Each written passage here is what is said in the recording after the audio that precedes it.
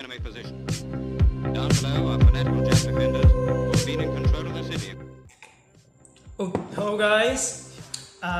This is another video lecture for our subject Political History and Geopolitics of the World. In case you had already forgotten about me and my existence, I'm Michael C. Jamelon, your instructor for this subject until the end of the semester and possibly, presumably, even beyond that. Okay, so before we are going to take a ride into another discussion about the wonderful world of geopolitics, let us take a refresher first about what we have discussed thus far. Okay, so we already defined what geopolitics is.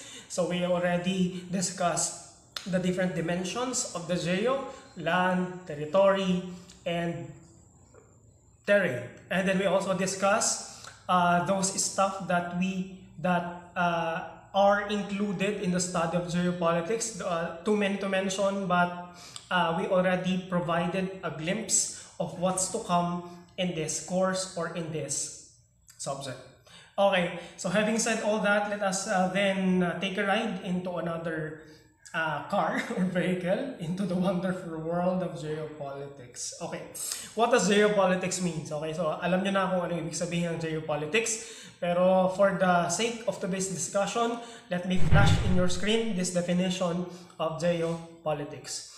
So as flash in your screen, geopolitics is defined as the state's power to first control territory, pangalawa shape international policy and other states' foreign policy. Okay, so we have two different concepts that we have to remember sa definition na iyan. Okay, firstly, the power to control territory. So remember, class, the definition of power that we already discussed in the previous video, power meaning the capability or the ability of a state or an individual or an actor to influence the behavior or the conduct of a state or another actor.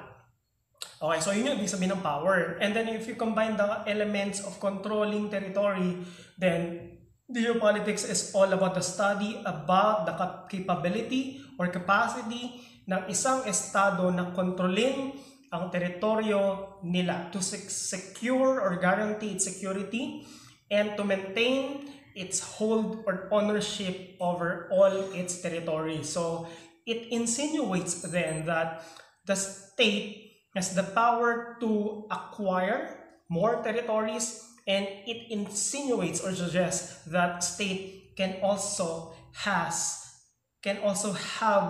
this disadvantage of losing its ownership or sense of ownership over its various territories. Okay, so we have different modes of acquisition of territory that we are about to discuss as we go along with our discussion today. Okay, the second element there is shaping international policy. Now, what does it mean?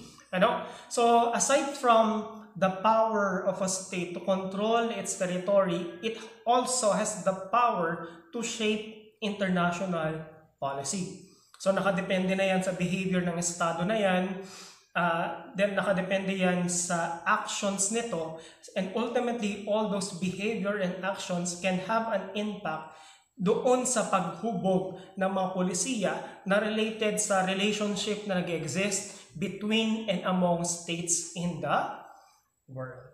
Okay? So basically, yun yung mga pinag-aaralan dito sa geopolitics, yung impluensya or implications ng iba't ibang mga geographical conditions and ultimately how it impacts these political events or political circumstances or IR-related circumstances and stuff. Okay? Okay, so let me pose this question. How do geopolitics help us understand the world? Now, there's no greater field of study than the geopolitics that could help us understand better the world. Kasi, di ba, if you remember the quote by Nicholas Spikeman na sinasabi doon basically na all politicians die. But all these geographical features that we have here on Earth, they may move, they may be altered, but then they remain unperturbed or stand. So parang fixed na itong mga geographical features na ito, samantalang yung buhay natin, no matter how we think no matter how we think we are powerful, so the thing here is that power dies, and so the life of a politician, the life of a dictator dies. But all these features that we have here on earth, from the oceans to the mountains, all of this remain unperturbed.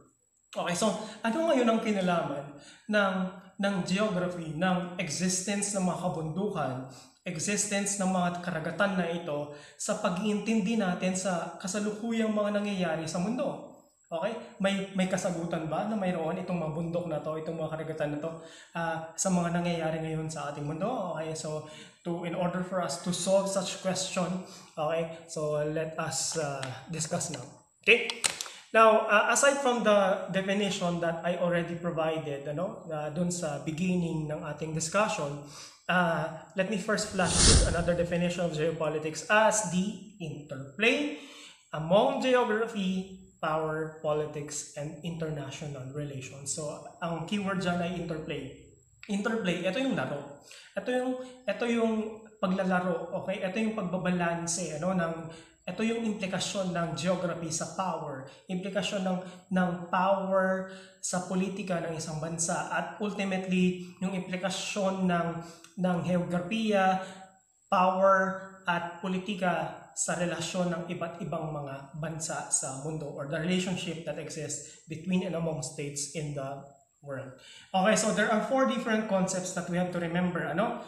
First, look, we have to take into consideration this locational considerations. 1. Pangalawa, environmental context. Pangatlo, territorial perspectives. And then pang-apat, we have spatial assumptions. So let us discuss all this one by one. So first, locational considerations. So ano nga ba ang mayroon sa lokasyon ng isang bansa? Okay, for example, let us take into account the Philippines. Okay? So tinatawag ang Pilipinas bilang Pearl of the Orient Seas. Okay, nasa bungad tayo ng Asia, so to speak. So, if ever na malapit na tayo sa landmass and you are at sea, for example, kung malapit ka na sa Asia, sa main continent ng Asia, una mong makikita itong mga archipelago na nakabalandra sa may bahagi ng South China Sea, Japan, for example, Philippines, So, kaya nga maraming mga bansa ang nagkaka-interes sa ating bansa. Not only are these powerful states interested with our natural resources, but first and foremost, they are interested with the location of the Philippines. Ano nga ba ang mayroon sa lokasyon ng Pilipinas? Okay? Ano sa tingin niyo? Nasa bungad tayo ng Asia? May implikasyon ba ito sa interplay ng geography and power and politics and international relations in the world? Why do you think China is doing all this stuff sa may West Philippine Sea? Why do you think the United States of America is doing everything it can in order to sustain its hold sa mga bansa na nasa bungad ng Asia? Korea, Japan, the Philippines, Indonesia. Okay? So, yun yung locational considerations na tinatawag. Okay? Why are some states powerful? Why are some states less powerful than the powerful ones? Okay? So, yun yung locational considerations. Okay, pangalawa, environmental context. Ano ang mayroon sa lugar na yan? Ano yung context within which all these conditions, all these events occur? Okay, bakit nag-occur itong mga events na ito? Anong meron sa environment or surroundings, or anong meron sa terrain ng isang lugar? Okay, so yun yung environmental context. Pangatlo, territorial perspective. So perspective referring to how we look at the world, how we look at territory. Whether gusto ba nating mag-expand or gusto ba nating to sustain our hold over the territory that we have. Okay? So, for example, what China is doing sa mga islands na supposedly pag-aari natin sa some of the islands that we own in the West Philippine Sea, yung nasa Spratlys Islands, So, if we take into account the territorial perspective of China, we would be getting this perspective na they must be doing something in there, or they must be planning to do something in there, na bakit ganun ka-fierce yung kanilang expansion na tinatawag. Okay? So yun, spatial assumptions, the concept of space and place naman na tinatawag. Okay? So ultimately, those those matters would help us understand the world better, kasi yun yung ina-attempt naman na isolve, or tanungin or bigyan ng kasagutan ng pag-aaral ng geopolitics. Okay. Alright, so geopolitics fit into two categories. Okay, first, we have the German School of Geopolitics. Pangalawa, we have the British and American School of Geopolitics. Now, we proceed first with the concept of German School. Okay, kaya siya tinawag na German School of Geopolitics kasi karamihan sa mga ideas na dinidiscuss or karamihan sa mga ideas na pinapropagate ng geopolitics school na ito ay galing sa mga German luminaries or German thinkers. Okay, so in essence, the German school provides an explanation or attempts to explain why and how certain states are powerful. And it also provides an explanation or an answer to question on how a state can become powerful.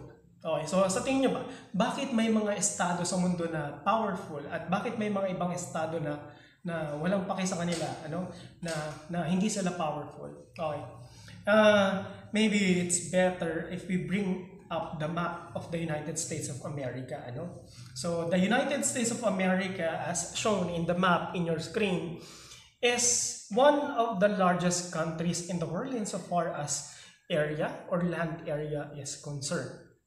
So the whole United States territory is so vast that it extends from east to west, from the Pacific Ocean in the west to the Atlantic Ocean in the east. Okay, so meron silang expansion, di ba nga, if you remember your world history, ang United States noon, nung nag-umpisa pa lamang ito, nung matapos na itong humiwalay sa Great Britain noon, it originally consisted of about 13 original colonies na humiwalay sa British rule, and then from then on, from the East Coast, from these 13 original colonies, nag-expand ngayon yung teritoryo nito at now kasali yung mga bansa na dating, yung mga estado na dating pagmamay-ari ng France and Spain and even Mexico. Now, sinasabi ng mga political scientists sa mundo, ang United States ay mayroong tinatawag na napaka-fortunate na location. It has the most ideal geographical location in the world. Why? Okay, bakit sa tingin niyo? Kung titingnan niyo yung mapa, east to west, okay, tapos dalawang bansa lang ang naka-border dito, so to speak, Canada in the north, and in the south, we have Mexico. So, sort of like two passive states, less powerful than the United States. Tapos may mga oceans pa dito. So, napaka-fortunate daw. Okay? So, it's up to you now to dig deeper. That's the first question that I'm going to assign you to answer. Why do you think the United States is powerful? Taking into account its geographical location and others. Okay? So, yun yung German school, So, all you have to remember here, it provides an explanation as to why certain states, such as the United States, are powerful and why certain states like Kazakhstan or some obscure state in the Caribbean, such as Haiti, are less powerful than this. Is it something about the size? Is it something about the location of a specific country or a state? Okay, so kayo na bahala mag-provide ng kasagutan para dyan. Okay, so that's German school.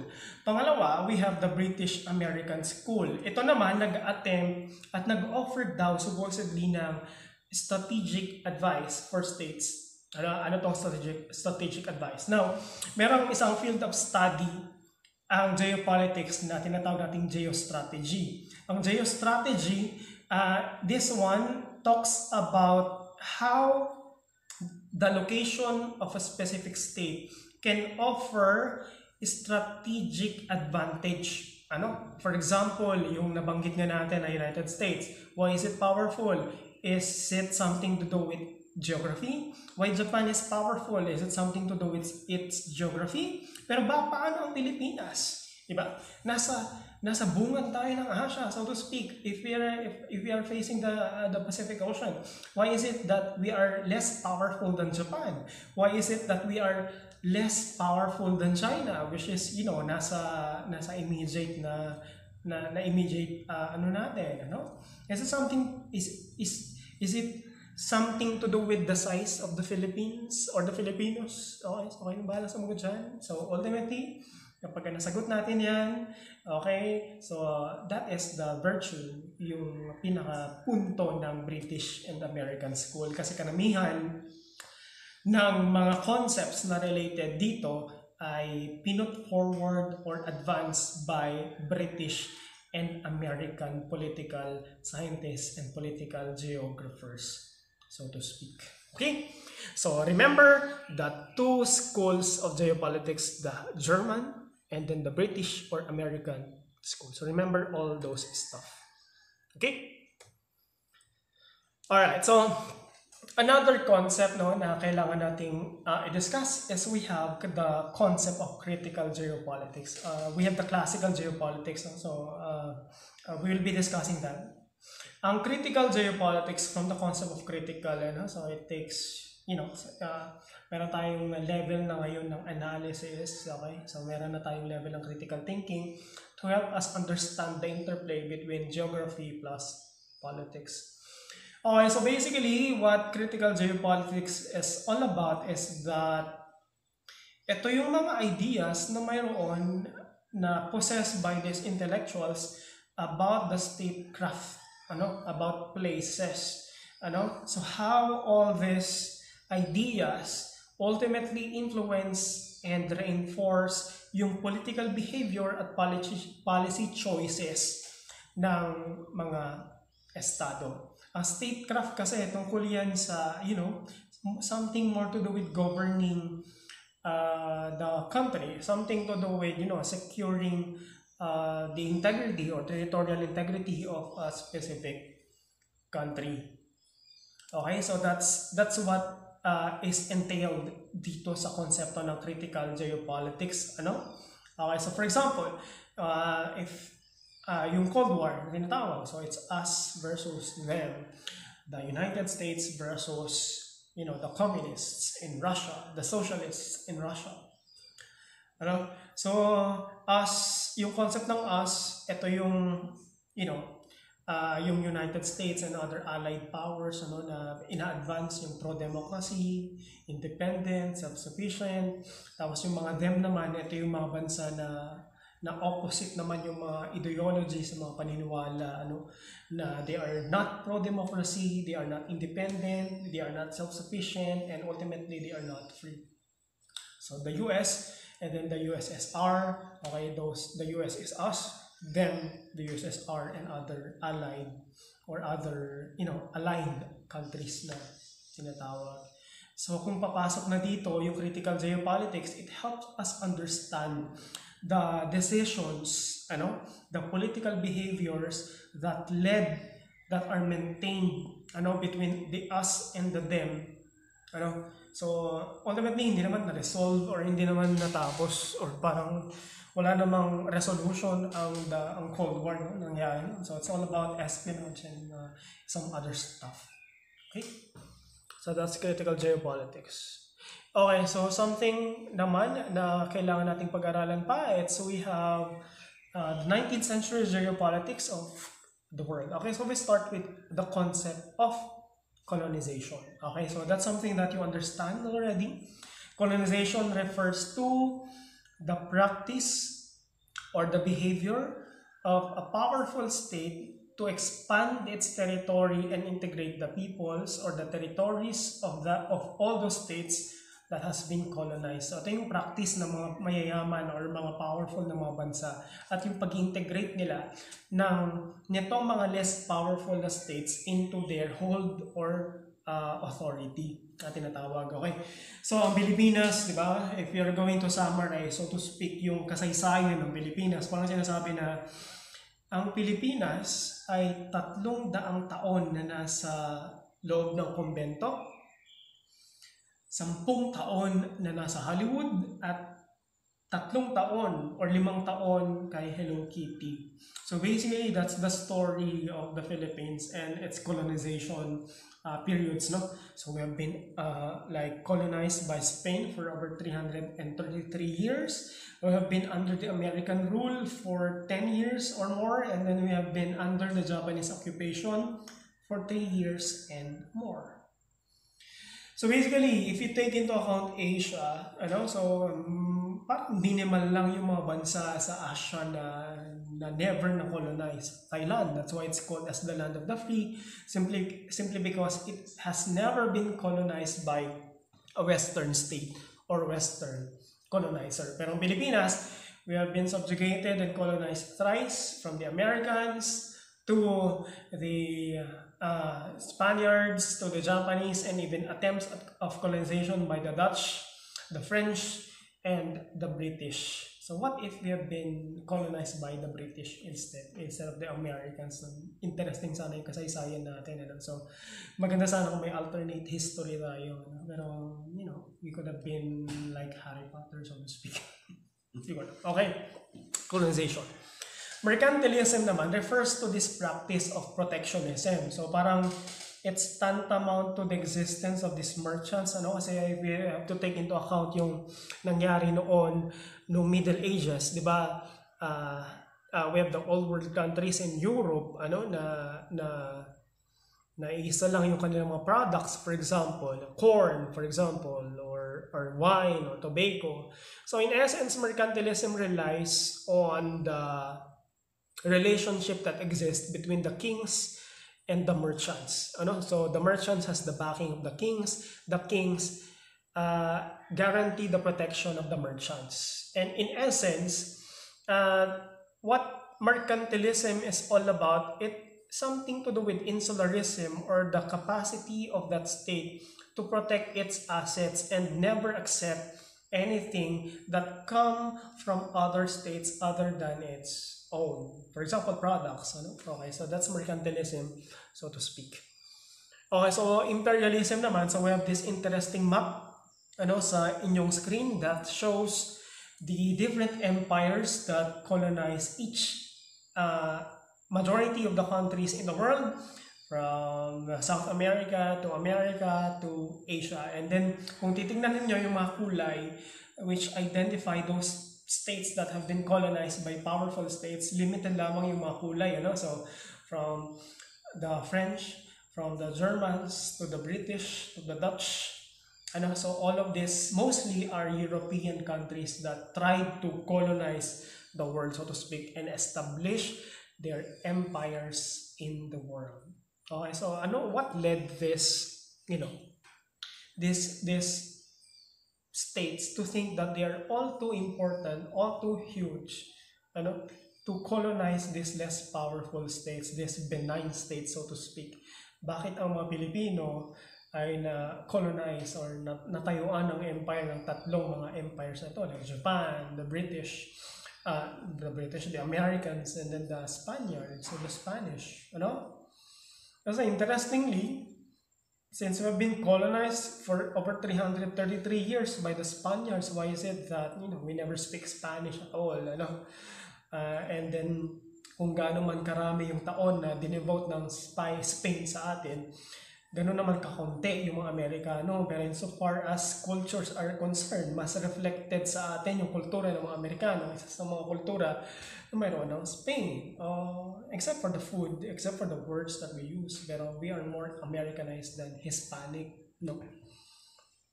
Pero I have this interesting story that I read. So minsan daw may isang Pilipino na nagpunta sa United States, and then nung china-check na siya sa terminal, readily identified siya as a Filipino simply because of his surname, his accent, and the looks. Kasi malalaman mo daw na Filipino ang isang tao na papunta ng America or other European countries kapag kaunang-una, his name or surname is Spanish, his looks are Japanese, and his accent is Americanized. Okay, maybe are we an embodiment of imperialism? Do our surnames, our looks, and our accent emphasize the fact that we have been colonized thrice? It's up to you. Okay, that's something that we have to leave to you. Until next time, for another discussion about 19th century geopolitics. So next time we'll be discussing White Man's Burden, Manifest Destiny, the Monroe Doctrine, the Greater East Asia Co-Prosperity Sphere. So long. Thank you for listening.